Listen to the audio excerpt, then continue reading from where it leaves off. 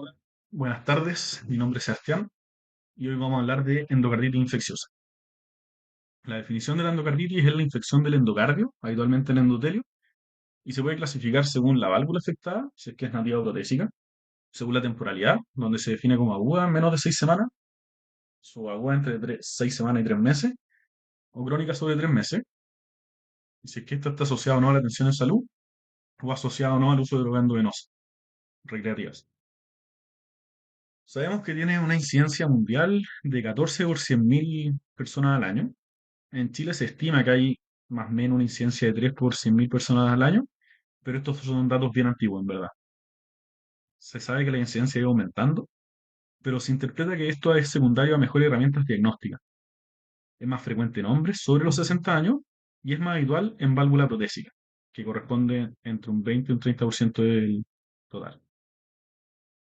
Tiene una mortalidad asociada con una letalidad hasta el 5% en válvula nativa y hasta un 20% en válvula protésica.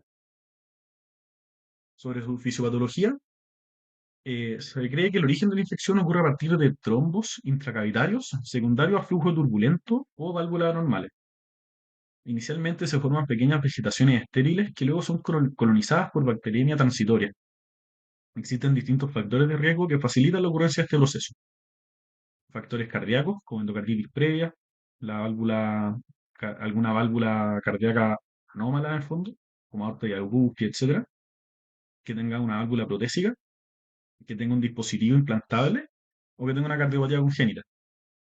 También hay factores no cardíacos, como el uso de catéter venoso central, la inyección de drogas recreativas endovenosas, como conversamos, la inmunosupresión, procedimientos dentales o quirúrgicos recientes, hospitalización reciente y hemodiálisis. Dentro de estos factores de riesgo, identificamos puertas de entrada para microorganismos. Luego que las vegetaciones sean colonizadas, ocurre una activación de la cascada inflamatoria local, acumulando plaquetas y fibrina, y promoviendo un desarrollo de la vegetación. En estas se genera un microambiente protegido con alta carga bacteriana, de difícil acceso para células inmunes. A destacar acá está el concepto de biofilm o biopelícula en español, que es una matriz protectora que genera, o sea, que otorga mayor resistencia antibiótica e inmunidad, principalmente por un estatus de menos replicación de las bacterias. Sobre las complicaciones de la endocarditis se explica por distintos mecanismos. Hay daño local, con daño valvular, abscesos cardíacos, aneurisma, etc. Van a haber fenómenos inmunes, donde van a haber complejos inmunes entre anticuerpos y antígeno bacteriano o autoanticuerpos por mimetismo, o pueden haber fenómenos embólicos también, que pueden ser sépticos o no sépticos. Sobre la etiología, sabemos que el estafilococo aureus es el principal hoy en día, sobrepasando a los estreptococos que antiguamente eran de los más frecuentes. Hay más frecuencia actual de los enterococos también, que están presentes con un 10%, y los estafilococos coagulasa negativa, que también son alrededor de un 10%, que habitualmente estos están en válvula protésica asociada. Después tenemos otros con mucho menor porcentaje, como bacilos gram negativos, los bacilos gram negativos del grupo ASEC y algunos hongos. Se sabe que en algunos estudios con práctica ideal los cultivos negativos se ven en un 8% de los pacientes, pero en la práctica clínica esto puede ascender hasta el 30% de los pacientes. Sobre la clínica, obviamente vamos a preguntar los factores de riesgo que conversamos más arriba, pero sobre la anamnesis próxima, habitualmente esto tiene una instalación rápidamente progresiva. Antiguamente, históricamente, se escribía, de hecho cambió un poco el nombre, esta endocarditis bacteriana subaguda, donde tenía un inicio más insidioso, con más tiempo, pero actualmente es todo más rápido. Los pacientes van a tener fiebre o calofríos, pueden tener disnea, tos, expectoración, pueden tener dolor abdominal y artralgia. Sobre el examen físico vamos a buscar dirigidamente soplos cardíacos y pueden haber signos de insuficiencia cardíaca por compromiso valvular, edema, crépito, yugular ingurgitada, etc. Como hablamos antes, en el fondo históricamente está este concepto de la endocarditis bacteriana subaguda, donde las manifestaciones clínicas estaban presentes por más tiempo, el diagnóstico se demoraba más, por un menor índice de sospecha, menos acceso a herramientas diagnósticas, etc.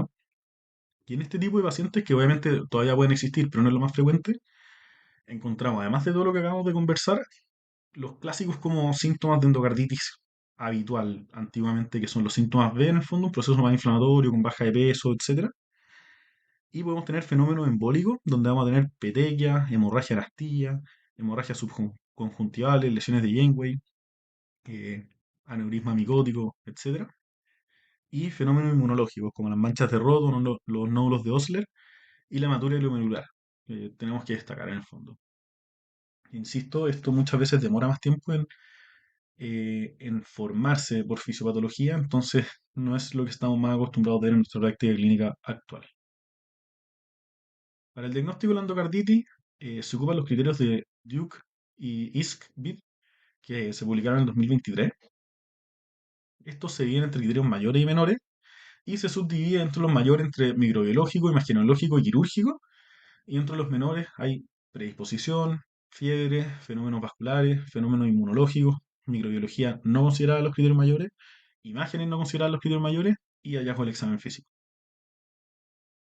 Sobre los criterios mayores microbiológicos están las pruebas de cultivo o de laboratorio, que habitualmente son de microorganismos típicos. Sobre las imágenes, el gold standard es la ecocardiografía, eh, que ahí en el fondo podemos ver ecocardiograma transesofágico, transtorácico, vamos a conversarlo más adelante. Y actualmente se acepta el uso del PET-CT, donde ahí el radiólogo en el fondo nos describe los cambios consistentes con endocarditis. Y se agregaron también estos criterios quirúrgicos que en el fondo es evidencia de endocarditis en la inspección quirúrgica directa. Sobre los criterios menores, las predisposiciones son los factores de riesgo clásicos, la fiebre sobre 38 grados, la presencia de fenómenos vasculares o inmunológicos, que son los que acabamos de conversar en el fondo, varios que no siempre están presentes. Puede haber microbiología, pero que esté fuera de los criterios mayores, también con hemocultivo con PCR. Y sobre la imagen, también acá se agrega el PET. También está escrito que en el examen físico podemos encontrar un soplo de regurgitación que sea nuevo si es que no tenemos ecocardiografía disponible, como solamente en ese setting. Para llegar a este diagnóstico vamos a necesitar un laboratorio que vamos a tener general, inespecífico, con hemograma, VHS, parámetro inflamatorio, creatinina, perfil bioquímico, etc. Y fundamental en este proceso de diagnóstico, los hemocultivos, que es parte fundamental y angular del diagnóstico. Hay que tomar de al menos 3 punciones separadas en 30 minutos y cada punción tenemos que sacar un frasco aeróbico y anaeróbico. Sabemos que no tenemos que esperar la fiebre, porque la bacteriemia es constante. Sobre las imágenes, vamos a solicitar, como comentamos, la ecocardiografía, que es de primera línea, permite evaluar el daño funcional y estructural cardíaco, y sus hallazgos tienen un rol en el diagnóstico, terapéutico y pronóstico. Los hallazgos que podemos encontrar son vegetaciones, abscesos, pseudoaneurismas, dehiscencias, etc. Y existen dos grandes técnicas, el ecocardiograma transtorácico y el ecocardiograma transesofágico, o TT y TE, como les podemos decir de acá en adelante. El eco-TT tiene una sensibilidad entre el 50 y el 70% en válvula nativa y en válvula protésica no supera el 50%. Es mejor que el TE en cavidades derechas y es fundamental en el estudio inicial, excepto en casos específicos que vamos a indicar después. El eco-TE tiene mejor sensibilidad en válvula nativa y en válvula protésica, que rodea el 90-95%. Tiene una mejor caracterización de las vegetaciones, de los abscesos, de la extensión paravalvular. Y las indicaciones que conversamos que son como para solicitar un ECO-TE de entrada son ventanas subóptimas, que tenga válvula protésica como conversamos, que haya sospecha de absceso paravalvular, por ejemplo en bloqueo AV, o sospecha muy alta pese a que tengamos un ECO-TT negativo. También se prefiere frente a dispositivos cardíacos implantables, a tener cable, ¿no? También tenemos la opción de hacer un escáner multicorte cardíaco, que permite identificar la extensión perivalvular de la infección, planificar la cirugía y pesquisa lesiones embólicas en el resto del cuerpo, no solamente hay que solicitar el cardíaco. Otra opción es el PET-CT, que tiene una sensibilidad peri 80-85%, que es bastante bueno en el fondo, sobre todo en válvula protésica. Este permite reclasificar endocarditis hasta en un 27, o sea, la endocarditis posible según los criterios de Duke, hasta en un 27% los podemos reclasificar, que eso es bueno. Permite identificar lesiones distantes, metastásicas en el fondo, aneurisma micótico, sitios de entrada infecciosa, etc. Y existe algunas situaciones en las cuales tiene indicación quirúrgica, pero no pueden ser operados por distintos motivos, en las cuales nos sirve para hacer seguimiento. También sabemos que existe la resonancia magnética, pero la verdad es que esto es, es peor que el scan, entonces lo ocupamos muy poco. Dicho todo esto, este esquema Duke-Iskbit sugiere que la endocarditis se diagnostique en el fondo definitiva, posible o descartada, siendo la definitiva cuando tenemos evidencia histopatológica, eh, en donde tenemos como en base a lo extraído quirúrgicamente los microorganismos. También puede ser definitiva por criterios clínicos, que es con dos criterios mayores de los que conversamos, uno mayor o tres menores, y tres menores, o cinco menores. La endocarditis posible, que es la que conversamos, que se puede como reclasificar según el PET, donde vamos a tener un criterio mayor y uno menor, o tres menores. Y también descartada en caso de que no cumpla con estos criterios, tengamos un diagnóstico alternativo, eh, etcétera. Sobre el tratamiento, hay que dividirlo entre generalidades, terapia empírica y terapia específica. Para las generalidades, eh, hay que tomar los hemocultivos, ojalá antes de, hay que tomar los hemocultivos antes del uso de antibióticos, sin duda.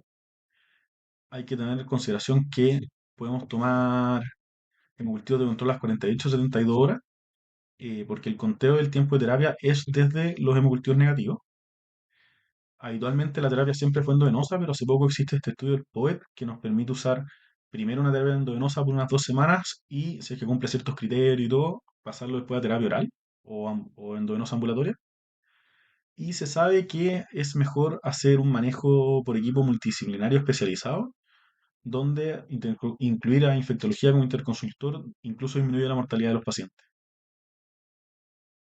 La terapia empírica depende si es que es en válvula nativa o válvula protésica, y vamos a irlo entre terapia empírica con válvula nativa o protésico dispositivo instalada hace más de un año en el fondo, donde ya se pierden los microorganismos del hospital, donde vamos a tener que hacer una cobertura de estafilococo, streptococo y enterococo, que son los más frecuentes.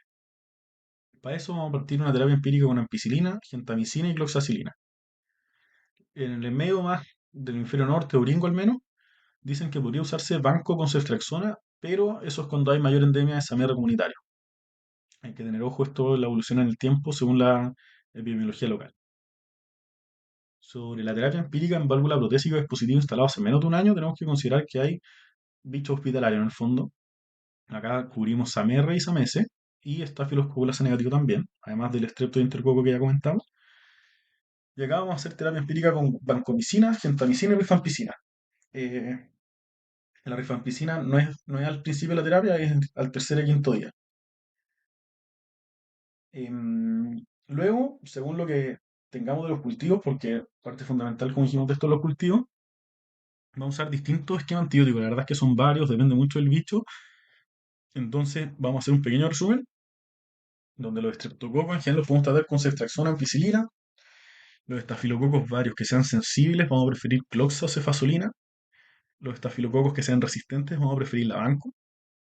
En los enterococos sensibles, vamos a usar ampicilina asociada a ceftriaxona. Y en los enterococos resistentes a vancomicina, vamos a usar daptomicina más puede ser ampicilina, ceftalorina o ertapenem, ¿ya? Dapto más alguno de estos beta-lactámicos. Y en verdad hay muchas otras terapias con muchos de los microorganismos que están descritos en la parte escrita del resumen. Sobre la indicación quirúrgica, la verdad es que tenemos como objetivo de la indicación quirúrgica erradicar al tejido infectado y reconstruir la anatomía cardíaca en caso de que se requiera.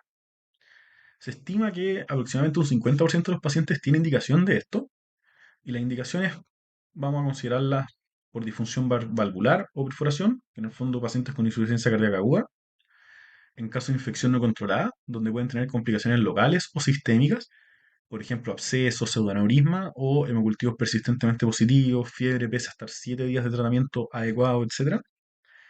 Y como prevención de embolias, que esto es un poco más profiláctico, entre comillas, cuando tengamos una vegetación mayor a 10 milímetros con embolías persistentes, o tengamos una vegetación mayor a 15 milímetros y lo vamos a hacer de manera profiláctica.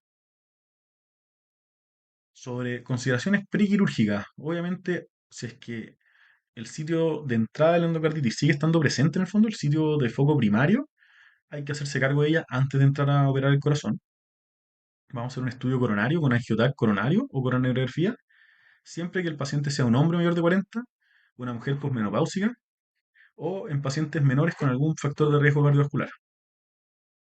Y hay varios como score de riesgo quirúrgico en el fondo, que uno, por ejemplo, el Euroscore que se ocupa para CRM, pero sabemos que existen en el fondo, nos ayudan a conversar con el paciente respecto al pronóstico y todo.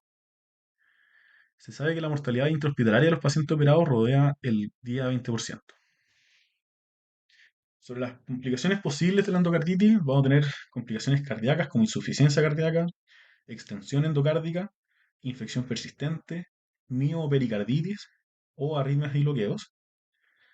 Sobre las sistémicas o embólicas neurológicas por ACV, aneurismas micóticos, absceso, rotura esplénica incluso, musculoesquelética o falla renal por la glomerulonefritis. Sabemos que hay recurrencia, que esto ocurre hasta en un 9%, implica un peor pronóstico.